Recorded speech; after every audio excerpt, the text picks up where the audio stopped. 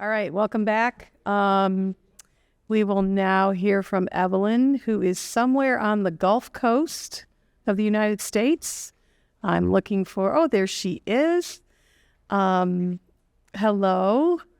Evelyn, why don't you let everybody know where you are and why you are there? And then we'd love to hear your thoughts on your projects. Great. Well, I'm very excited to be here any way that I can be here. I'm sorry I'm not in the rooms. I'm missing a lot of the discussion and getting to know all of you wonderful people and to have further, deeper discussions. But this is, I'm glad to be here virtually. And I am, and I'll tell you a little bit more. I put in a couple new slides for you so you could see where I am today. But right now I'm broadcasting out of the Dauphin Island Sea Lab, and that is on the coast of Alabama. And it is a combined effort with all of the colleges within Alabama has this one sea lab. And so they're doing the data collection for one of our projects. And I'll show you a slide of actually yesterday. So I'm trying to make this as live as possible. So here we go. You ready? Okay. Hi, I'm Evelyn Tickle, CEO, inventor, and founder of Grow Oyster Reefs. Grow is my second concrete business. I've been pouring concrete, designing concrete formulas and mold making technology for over 25 years, as well as teaching it. Grow is a 100% female-owned company and a big plus for federal contracts, which we're hoping to acquire. We're founded in 2012. We're headquartered in Charlottesville, Virginia, with an office on the West Coast in Los Angeles. Grow Oyster Reefs designs and fabricates biomimetic ecosystem building products with our patent-pending Grow CaCO3 concrete. Oysters are amazing, a foundation species, protecting shorelines, cleaning water, providing habitat, a self-healing organism, forming structural reefs, a true multitasker. I believe in the power of the oyster and its ability to restore the Earth's balance. Hold on, I'm going to back up one slide for us. Oyster reefs are home to up to 300 species, and Grow's unique products act as an immediate reef upon installation, hosting thousands of sea creatures within 1 week of deployment. As a global community, we are now facing coastal erosion and storm surge, flooding, rising sea levels, and failing coastal infrastructure. Offshore wind companies are facing the need to restore their seabeds with aquatic life while providing clean energy. Grow's patent-pending products begin with the Grow CaCO3 concrete, 85% calcium carbonate formulated to match that of the oyster shell, sending out chemical cues to attract species to the artificial reef. The success of Grow's products is a combination of science-based design and the concrete formula. Our production technology is unsurpassed. We use a wide range of technology depending on the design, from 3D printing to reusable molds. I started my work in biomimicry in 2002 as a fellow at the American Academy in Rome as an architecture fellow. I was studying shapes of living and dying flowers and watching their shape change as their composition changed, and became very intrigued with that. I've always been incredibly involved in nature and trying to go between my architecture career and nature. And to begin this project, which is my second concrete company, I wanted to formulate a concrete that would actually do good on Earth. And I've high level of skill in this, and I wanted to combine my biomimicry research with the concrete. So my first attempt was to look for the material, the cementitious material that the oyster makes. At the time I had a small sailboat in the Chesapeake Bay, and I was watching the oysters form their structural reefs. And so I looked for that formula for reading thousands of scientific papers, and that's not normally what architects tend to do. And I discovered that the oyster was in peril, in decline by 85%. And I began to put all my skills into place, understanding what a structural reef would do to the coastlines. And that in one day, the Chesapeake Bay, before colonization, the oysters that were in the Chesapeake Bay would filter clean water to the Atlantic Ocean. Well, actually, it was 3.5 days to be exact. And now it would take over 800 days with the few oysters that are left. Oysters are, like I was saying, they're great ecosystem engineers. So I started looking at the way that the oysters, which you can see on the left-hand image, started forming themselves and beginning to form the reef, which would take years to do if they were even able to do it at this point, as they're one of the most functionally extinct species on Earth. And so I decided that I would change strategy and then call it pivot in the business world, pivot and make a concrete that would carefully match the oyster shell and provide that early stage nutrition to it. And to build a product that I needed to do anyway to test the concrete, I started with what you're seeing in the middle and developed into the product that you saw earlier and we'll see again. And I did a control unit that used natural shells. So I tested for a year and then a year and a half and ended up with what you're seeing at D at 15 months. And that was with Gro's concrete formula. And the oyster shell in comparison was about at 50%. And it was then that I knew when I pulled up this huge bouquet of oysters, the success of where I was going with the product, with what I didn't know was a product then, but I do now. And then we developed further on, I developed another product called the Reef Tangle, which you see on the right, looking at the mangrove prop root systems.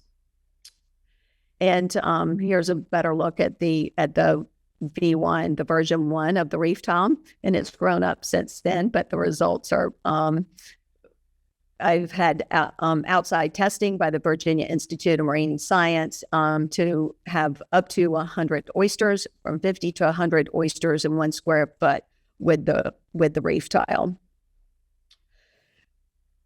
Let's see. So at Grow, we have a vision that all underwater infrastructure supporting human life will simultaneously support life underwater. Grow is on a mission to deliver these materials globally. So far, Grow has 18 paid pilots in the Gulf of Mexico, the Atlantic Ocean, the Chesapeake Bay, and our first international pilot in Portsmouth, England. So this is where we are now at the Dauphin Island Sea Lab, and this is out of, it's around the corner from Dauphin Island.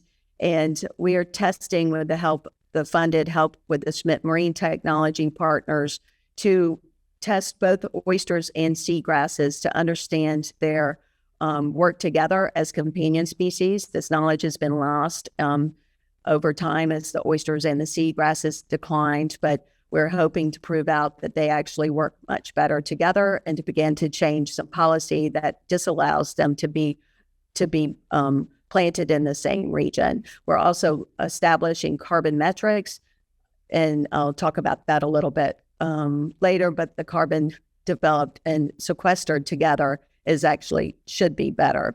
So we're very excited for this. This is a 2-year project. This is the deployment technique that the Sea Lab set up, and we're deploying Grow reef tiles in a checkerboard pattern for 16 different plots, a control plot without anything, a type B plot with only the reef tiles looking to gather the oysters, and another plot type with only the seagrasses, and then a combined plot. So this was happening yesterday. We have a fantastic team with lots of technology and startup technology from a long-term advisor with Siemens and financial help. We've got amazing advisors on our team, as well as a fantastic technical team built with artists and technicians. we've had some great successes so far. Our first project was with the Nature Conservancy using the reef tile in Maine, went on to win MIT Solve, which really helped a lot to validate the product, have tested, MIT's used our product to test some of their ideas in the environmental engineering school, and have worked with the University of Virginia and all sorts of people. Baird Engineering is a great one that supports our work. We'll talk about that a little bit later. And Grow was finalist with the Biomimicry Institute for the Ray of Hope Prize last year. So here's a look at our shop. And even though I put these slides together about a month ago, it's changed so much with the production that we've been able to build up from the back end with the SMIT help on the funding. So we're able to, in 1 year, produce enough product to establish 9.6 million oysters in 1 year. So we're really excited about that. And some scientists have scientifically proven that if all the oysters that were once surrounding New York were there when Hurricane Sandy hit, that Hurricane Sandy's damage would have been significantly less, saving millions of dollars. Here's an image of the calcium carbonate formulated reef tile, and with the combination of the seagrasses. And it's not as known of a fact, and this is one of the reasons we're doing the testing, is that the oyster reef with the seagrasses is capable of producing, sequestering, bearing almost two times the amount of the same size of a forest. And the oysters and the seagrasses will do that after year 1 in comparison to the terrestrial forest at year 25. For DARPA, we tested, DARPA put out a call called Reef Fence, and they're looking to protect the Department of Defense infrastructure with either oysters or corals as a nature-based solution. They put out a call to use to design infrastructure that would mitigate 75% of wave energy upon deployment, and then 85% once the self-healing organisms attach to the product. So we put in our unique porous products. We're obviously not putting in a wall. These are nature-based solutions, and looking at the way that nature actually dissipates wave energy, starting out much further than just at the end of the coastline. So the proposal set out 25 meters deep using the reef tangles as archipelagos, letting the water move in and out through those, dissipating it, and then carpeting the shoreline with the reef tiles to change the benthic roughness of the seafloor to what it used to be. It didn't always used to be so flat and without any sort of aquatic life.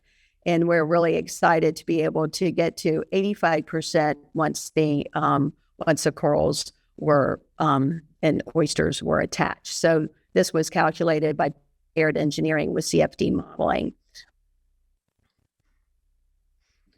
So let's see. Grow Oyster Reefs is working right now with offshore wind companies on their seabed restoration combined with scour and cable protection. Scour protection is needed at the base of the turbines, and cabling is needed as a blanket of protection. All coastal infrastructure needs protection with nature-based solutions, including buildings and transportation systems. So this is one of our visions for a transportation system, working with our technology that is supported by the mangrove prop roots, and to begin to use any of the underwater structure to change that structure and what it looks like so that it can support aquatic life and build ecosystems, and use those nature-based solutions to actually protect the coastal infrastructure, specifically the transportation systems in this case. So imagine reefs brimming with aquatic life, sequestering carbon, deacidifying the waters, offsetting emissions, all while protecting coastal transportation forever. Thank you. So I'm open to questions. So maybe a briefer presentation than most, but I use that as a generator for any sort of questions. And I'm very willing to go back on any slide that you'd like to talk about any further or have any questions. Thank you, Evelyn. Sure. I, for one, would like to know that a bridge that I'm driving on or riding in a train on, where's Rob, is supported by something that's supporting the life under the water. So does anybody have any questions? I'm going to come to you second, Britt. Any questions here in the room? I was just curious if your reef tiles had any selectivity of the oysters, like if there are any specific species or varieties versus others, just kind of a biodiversity. Yeah, that's a great question. I'm going to go back to the product slides right here. You can see some of the boats right there in the collection in the middle slide. And then we're looking at sort of at the reef tile in front of us on the 02.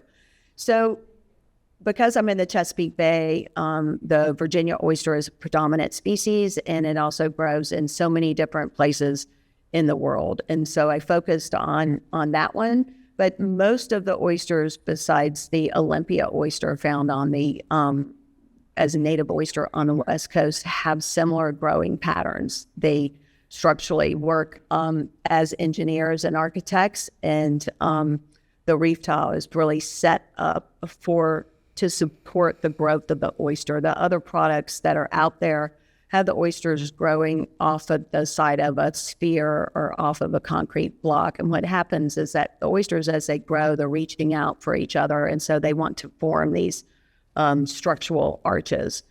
And so that's one of the reasons that the reef tile looks like that. And it does, it will do this with any of the oysters, any of the native oysters. And then for the Olympia oyster, we have a solution where we'll turn the reef tile upside down because it hangs more like a stalactite and grows downward. And then a couple of other cool things about the reef tile is that it's built to mitigate wave energy, but it's also built so that on the interior of it, the water is slowing down, giving the embryonic oyster an opportunity to latch on. They develop a foot, they get heavy, and then they're able to crawl up through that surface to find a place within the sort of surface and the roughness that you're seeing to be able to station themselves. And there are more nutrients higher in the water column. So the higher we are able to get up out of that, the better. And we have a series of products off of the reef tile. One is called the reef tile wedge. Another one is called the reef tile topper that we use in other systems such as riprap. And then the one that you're seeing is the one that we deployed here in Dolphin Island and with Virginia Institute of Marine Science and also the University of Florida. So that is for a sandy bottom. Okay. Diane Ali, did you have a question? Yeah, Diane, right behind you. Thank you, Evelyn. My question is trying to think through the system in terms of how you're designing. You're designing the structure, the surface, and the topography. What about the environment that they need to be successful in surviving and thriving, like temperatures, trying to remove the pollutants and other stuff that is part of this thing that has really got them where we are now. So how do you think about it in a more global sense? Well, so the oysters do a lot of this work for us, and that's one of the reasons that they're such an important species. Besides that, they also feed so many people, but they pull those excess nutrients out of the water, and they help to balance, to balance the water chemically as well as in a temperature manner as well. And so the reef tile does that as well. It slightly breaks down. It doesn't ever really break down. It's covered with oysters, from our testing and within the Chesapeake Bay within 1 year. But what happens is that it dissipates a little bit of that calcium carbonate into the water to help balance that water where we are. And the reef tile, when you saw that in the Gulf of Mexico in the tangle on the last portion of the slide presentation, is one of the cool or interesting things about that's very helpful is that there's not much shade any longer with the clean bottom and seabed. right? So the tangles, when put together, you're seeing one unit up there. When put them together into a gaggle or an archipelago, we're providing all of these coolant opportunities and much more shade and decreasing the water temperature as well. So between the balancing of the pH, the oysters taking off and doing the work that they are built to do, that we're trying to come to this at so many different angles simultaneously. Okay, there's some one more question over here, and then we're going to go to you, Brett. Okay, so Hi, thank you so much, Evelyn. I have two very quick questions. One, I was hoping if you could specify whether or not the concrete itself, through your process, is sequestering CO2, and also, I mean, we understand that the organisms that are going to inhabit it totally will. And I was also wondering, I saw your spat catcher, and I was wondering if you were working together with any aquaculture or commercial fisheries or farmers, for those of us who would like to eat some of these beautiful oysters that recruit to your concrete. Thank you. Great questions. All of them have been. Thank you so much. So to approach the first question about whether or not the concrete sequesters CO2 within itself, I believe it does. I have not yet been able to test that, so I'm trying not to make claims for that. It makes all sorts of sense in so many different ways that it does, but I want to make sure, and we've done such a great job thus far of making sure that we've had outside testing on everything that we've done. So perhaps and hopefully would be, and I'm leaning towards yes, but I'm not going to say it until we have the results back on that. And the reef discs and the spat catcher that you're seeing are both used, as well as the reef tile in the aquaculture world. It was not my first market to tackle, but they have actually come to us, which is a good sign. One of the driving desires behind the work that we're doing is that we would begin to turn the aquaculture companies all into sustainable aquaculture companies, and that we could begin. And another reason we're establishing the carbon metrics is so that there would be a way, hopefully in the near future, that the farmers, the oyster farmers, would set up reefs, whether that's on their shoreline or underneath their system of floating cages. And right now we have our first sustainable aquaculture reef being deployed, and that is under floating cages. And so the reef tiles are down below it, and the farmers are using diploid oysters, native diploid seed to begin with, and then we're capitalizing down below, catching the embryos from the aquaculture system above us in order to establish that reef. Ideally, that reef is used to offset, to do some carbon offsetting, and hopefully that would go back to the farmer. There are many different ways we could begin to approach that, and whether that's someone else that's an energy company that's offsetting. There are many different types of business solutions to begin to support the good work that we're trying to do. So that being said, the reef disc would then be hung, or the spat catcher would be hung below the floating baskets to be able to catch those before they end up on the reef that is established in the future at this point. And so when we take the small, once they grow out, the spat at that point off of that system, then they can reuse that seed, as it's called, into the normal aquaculture system. The seed itself, to begin with, at the hatchery, accounts for approximately 40% of the cost of starting up a whole company. So besides the system that they use, so we're hoping to begin to speed up the aquaculture, world as well, not just here in America where it's doing pretty well, but in different parts of the country of the world, because the oyster is so incredibly nutritious. It really only takes about 5 oysters to really provide a great amount of nutrition for one day. Could be less. All right. Britt, do you have any? I gotta have that feedback. All right. I do. You guys were asking questions that were answered for the virtual folks except one. So are there, Evelyn, if you can hear, are there ways to recycle any other materials to replace the concrete? Alex Wolf joining us is thinking about all of the ocean trash, which maybe we can make floating structures like the one which hang down rather than on the sea floor. And as an example, we're thinking about the crochet coral. I'll approach this in many different ways. I did not include the slide that talks about our the way that we've approached using the least amount of concrete possible. If you took the reef tile as it is and you turn that into a solid block, which many do, whether many competitors do, whether we're talking about a seawall, a solid structure, or we're talking about a block type system, what we've done, because of the nature-based design, because of the biomimicry, really setting up these rules about, how the product's going to be most successful. It allowed us to back off of the concrete by about 65% for the reef tile. So we're really interested in high surface area. That's where a lot of our techniques in the mold making, like most of these things shouldn't really be able to be built, but because of our mold making techniques, we're really able to do that. And then the reef tangle, obviously, it weighs about 75 pounds, and it would be coming in about 250, 300 and more if it was a solid object, and it would have less surface area.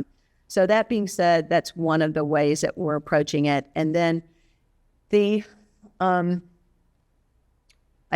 sometimes also show a couple slides with some of the reefs that have been done in the past. There is a reef made with toilets in the Chesapeake Bay, and thinking that the porcelain would be something great for the oysters. Well, the porcelain on a toilet is way too slick, and it takes just a little bit of understanding about what the oysters actually like. The roughness is critical to them. Those little tiny pinheads of surface are so important to them, and it's the slickness is also found in the rocks of the riprap. They don't really like the granite rock. It's too slick. If the waves come in, they're going to be knocked off pretty immediately. Once the oysters are dropped into the silt, into the sand, they suffocate, they die. And so, and then there are the reefs with the terrible rubber tires that were removed. So those are all like 70s projects. And now we look towards things. The Tappan Zee Bridge was recently dropped into the ocean. So concrete has all sorts of normal concrete made for the construction industry. It has a lot of chemicals. Our concrete is incredibly clean. It was so important to us. It's, besides the small amount of cement that we use, which I'm trying to work out of the system and not even use that our concrete is all really clean. But most concrete has admixtures, whether that is to make the concrete more flowable, whether that is for the freeze thaw. It's just loaded with chemicals that actually continue to seep out, especially, I believe, in the water. So I'm not a big fan of dropping the Tappan Zee Bridge in, and I'll probably have a New York politician calling me up pretty soon. But I think if we fast forward to 50 years from now, if we began to deploy and put in our concrete garbage from all over the world, we're going to be in a terrible position. I just think that we have to be incredibly careful and very selective, and we have to really research and make sure that what we're putting in there is actually working and is based on a thoughtful solution.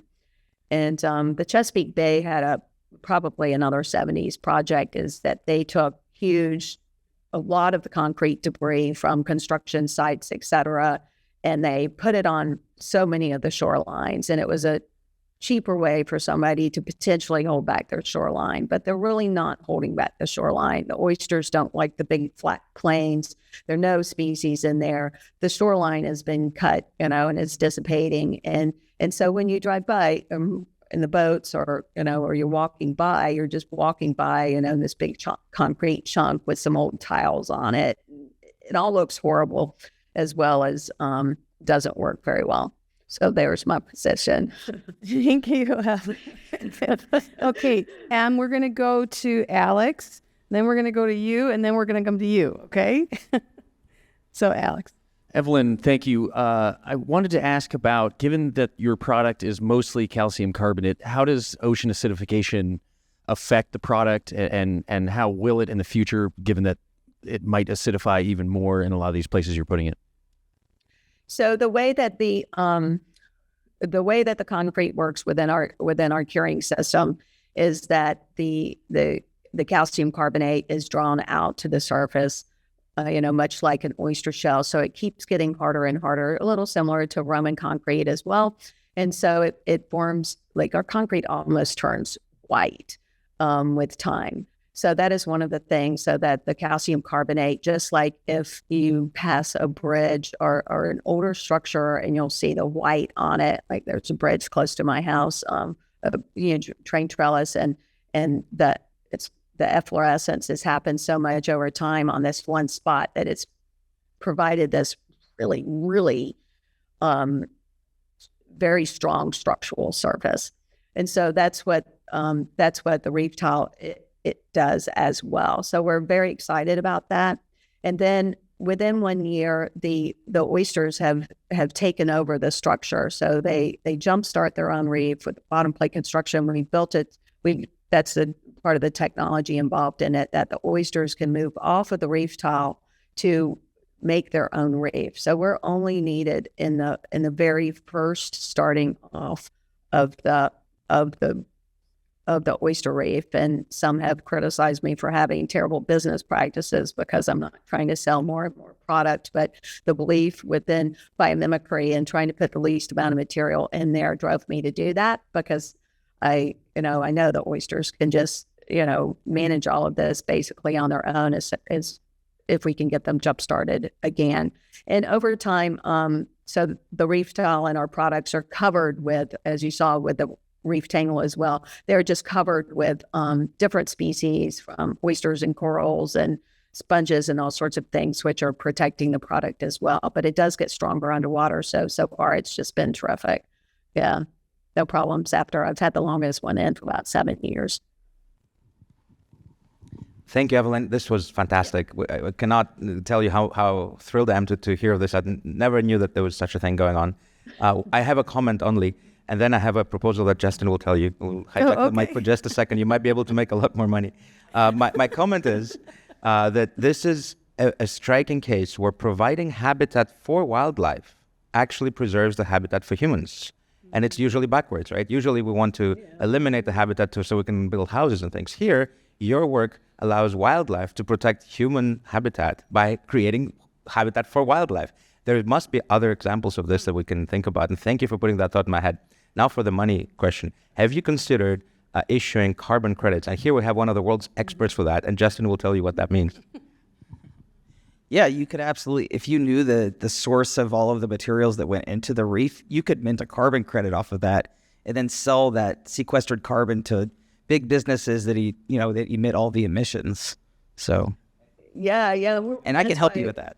Oh, that'd be great. I would love that. So we're setting up those metrics right now with the oysters and the coral with this with the Spit Marine Technology Partners project in order for us to do this. And ideally, what would happen is that the coastal homeowners or municipal projects and whatever oyster reef project that we're talking about could begin to support itself. So, homeowners aren't really excited, nor municipalities, to have to put all this extra money in. The infrastructure package that's, about to land here is going to help that a lot.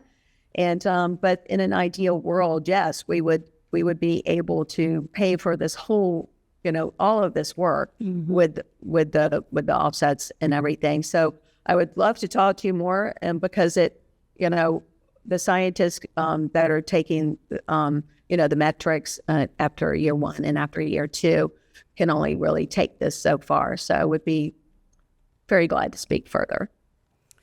All right. Brett, I'm going to put you, what did they say, on deck in baseball, but we're going to go back over here. Do you have, yeah. So hello, I'm actually a senior research scientist at NASA, and so we debated carbon credits yesterday, actually. So you really got to know what you're talking about when you do that. But as far as me personally, I've been in the coral restoration business internationally for about 25 years. What has happened in that industry is you can no longer get wild corals. And so immediately what I thought about you was the corals that are sent to us via aquaculture are on cement discs. They are terrible. All the corals fall off of them. And so I think that there's a good opportunity for you to take the coral, as you say, oyster coral, and attach the artificial corals to them and let them grow and import them with your product on there. I think that's an excellent opportunity. And I'm laughing because I actually teach ecology on a college level as well. And one of our problems every year is to solve the Chesapeake Bay oyster problem. And so have you had any input into that? Because I've heard that it's coming back. I mean, it's being restored almost naturally. So I applaud you for what you're doing.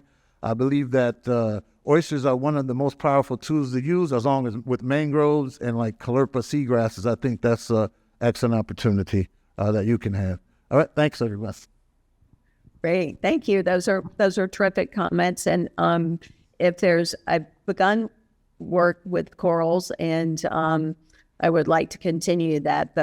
The Grow Reef Tangle project in the Gulf of Mexico did attract quite a few corals, and I would love to be able to talk to you further about it if you're still in the coral world, because we do have some ideas that are being drawn out, and would like to have more knowledge and more opportunity to further that good work, because I believe that oysters and corals are actually linked, because like if we'll look at the Great Barrier Reef, for instance, that's just, struggling so much. But then you look back to the estuaries. You look to the estuaries of Australia, which are, most of the estuaries are suffering all over the world because of dams and people think they're smelly or whatever reason there is, and they've eliminated the estuaries. And so the oysters, and then with the oyster decline in the estuaries that are functioning, we no longer have that clean water that's going out into the oceans. So the estuaries are not performing like they should be, which brings us to the Chesapeake Bay. And the Chesapeake Bay has been a great leader. They're looked to by the rest of the world in order to figure out how to begin to restore, and if it's possible. And we've just had amazing success with that, from the Elizabeth River to the Lynnhaven River to the Chesapeake. There's the salinity changes once you get more north, and I've got a couple projects up there. Mussels are very attracted to our project. The work we did with the University of Maryland was dropping the reef discs onto ropes. I showed that in one of the, see if I can pull that up here. The one on your right-hand side with the reef ropes with the big Coast Guard boat. So we did this in the slope next to the National Aquarium. And the University of Maryland wanted to see actually what species were in there, if there are oysters in there. And it's basically a human-made slip. There's not much natural about it. But so the mussels were incredibly attracted to it. Mussels are amazing filter feeders as well. So that's very exciting. And I think people are getting more accustomed to the idea of mussels working very well for us too. So to wind that up, there's great hope, and based on science and based on the Chesapeake Bay, that we can begin to, restore the oysters. For instance, the one oyster, and they change sexes, which is very convenient for this purpose, but each oyster minimally releases 1 million embryos into the water column, and in like a temperature of water similar to the Chesapeake Bay, the oyster grows to maturity to release that amount of embryos minimally once, and sometimes up to 5 times per year. So we can really begin to to capitalize on that. And most of those, if those oyster embryos cannot find hard, solid substrate, then they are just going to die. And that's the reason for this project also, is that we just have to give them something to be able to start their great work. All right. With Britt, is there anything happening in the chat? We have one last question from Jacqueline, who would like to know when the titles get replaced. It's very important. When the titles get replaced. When the titles get replaced. Like tiles. Can we get a little clarification on that? When they, I'll answer it one way, but if you don't have the clarification, I'll take the titles to be the reef tiles. Yes. The reef tiles never need to be replaced because the oysters have formed completely, there we go, all over the reef tile.